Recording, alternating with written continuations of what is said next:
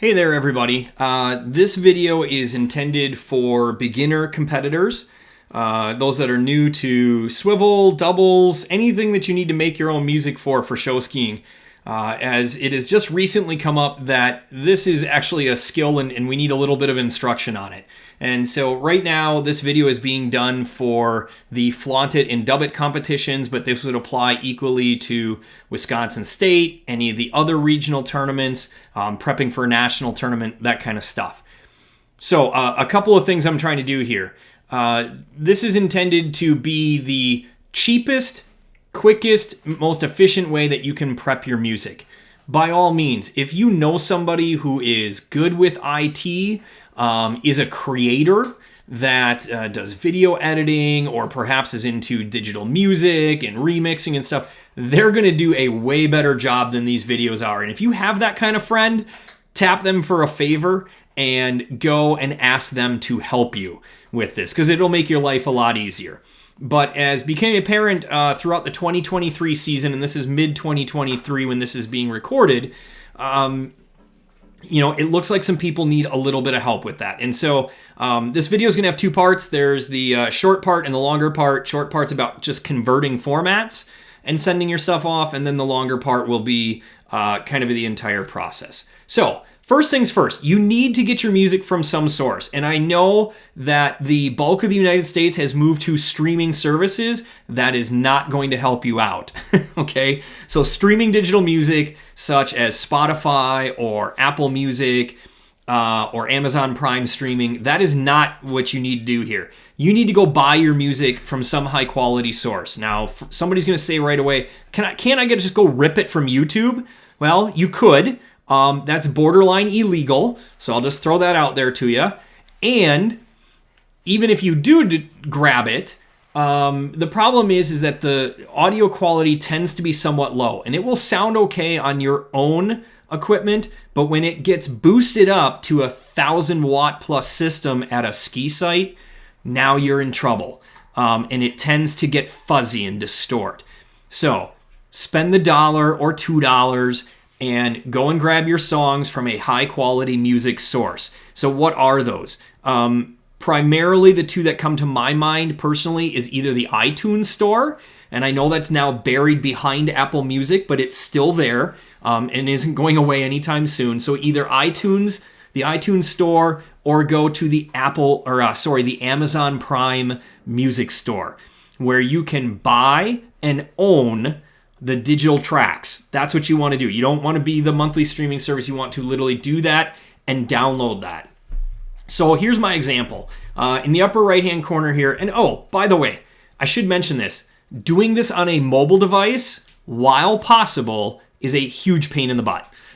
It really sucks. So I would highly recommend that you go to a computer, a laptop or a desktop. You need a traditional computer to do this.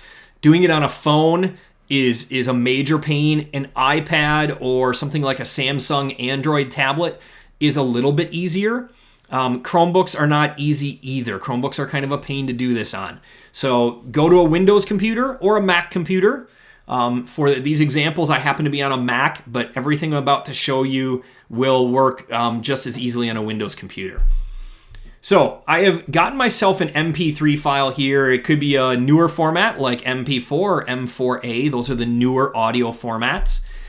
This happened to come, this was a song I purchased through the iTunes Store, and I just dragged it out of iTunes. Literally dragged it out of my desktop. If you're on a Windows computer, you could be on the iTunes Store there as well, or you could be over on Amazon Prime, and you would just click download, and it would download it to your computer. But essentially, you need the music file sitting directly on your computer.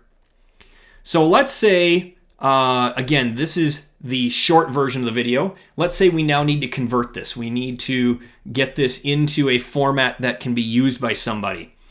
I would recommend getting the program called Audacity. Audacity is free, doesn't cost you a thing. It's available for Windows or for Mac. And all you need to do is go to Google, and right here you see I've searched for Audacity Download. There are a bunch of other programs, and if you have, again, somebody that is into IT or a creative, they're going to be like, well, there's way better programs to do that with. I recognize that. There are much better solutions, but they cost money, and many of them cost a lot of money. This one doesn't cost you anything, and it'll get the job done. So download Audacity to your computer. You'll have to go through the install process.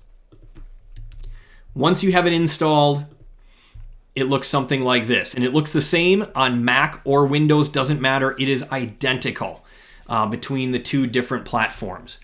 And what you want to do is then open up your music file in Audacity. And so I'm going to do open with, and I'm going to tell it to open in Audacity. You can do this on a Windows computer as well.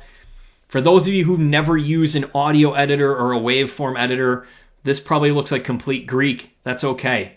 If this song is long enough, and if you want, watch the longer version of the video that will show you how to actually remix a little bit, just the very, very basics, scraping the surface, but to make it longer, then you would need to watch the longer version. But for here, you need to convert it quick. Go to File, Export. It gives you some different options in here. Please do not use WAV files anymore. That was really common on Windows computers for a long time. The file size is large, they're hard to transfer, and we're finding that some equipment can't play these anymore. So right now, MP3 is still kind of the default. It's kind of getting older too, but it's a good default. So go to MP3, give it a name, and when you name this on behalf of all the sound crews at all the different tournaments, put your name in it, please. So for me, I'm going to put my last name, I'm going to put an underscore, I'm going to put my first name, and then I'm going to put what this is for. So let's say this is for strap doubles. This way it's going to show up to those folks who are collecting all this music to help you out at the tournament with your last name right there as the first character, so it alphabetizes correctly and they know it's for doubles. I'm going to save it right on my desktop screen. Click a format right here. Again, MP3 is kind of the default standard. It's a good one to use. M4A is kind of the newer, better standard, but MP3 is just fine, and that's the one I would suggest using at this time. Quality. In Audacity, up this a little bit. I know this means nothing to those of you who are not doing this professionally, but this is a bit rate, and the higher the bit rate is, the better quality the sound is going to be. You have to also be able to transfer this digitally, so if you go up here, that might be a little too big, but I'd suggest going to this extreme level, 220 to 260, and even though they're going to crank it out at 1,000 watts or more at the ski site, it should sound pretty good for you. Click Save. You don't need to enter any of this metadata. That's nothing you need to do here. Just click OK. It's going to create that file. And again, I happen to be on a Mac, and so this is the file right here that I'm dragging around on the right-hand side. You see it's got my name on it. It's an MP3 formatted file. I can now send this off to somebody. All right, let me close Audacity here. It's going to ask me if I want to save. I'm going to click No because I already exported this file. It's all done, ready to go away. I've got my MP3 file. Now I need to get it to the tournament folks, whoever they might be. It might be a regular, Division I tournament. It might be a small or regional. It might be some local fun tournament. It doesn't matter. They're going to tell you, the tournament officials will tell you how they want your music collected digitally. So, how do you get it there? Well, one of the most common ways is to email. And you could email this with no problem. And so you could send this off and address a new email to whomever, whatever email address they give you, and attach this. Because it's an MP3 file and it's just a single one, remember, email attachments have a limitation. A good rule of thumb is 25 megabytes. I still laugh when people try to send video by email. You can't do that, folks. And so you could just attach this to your email. It's under that 25 megabyte limit. Any MP3 file should be, and I could send it away to that person and it would be just fine. So that's one way to do it. The other way is if you were given an address, a web address to upload to, that's provided by the tournament officials. So again, this is getting ready for a Flaunt It and Dub It competition.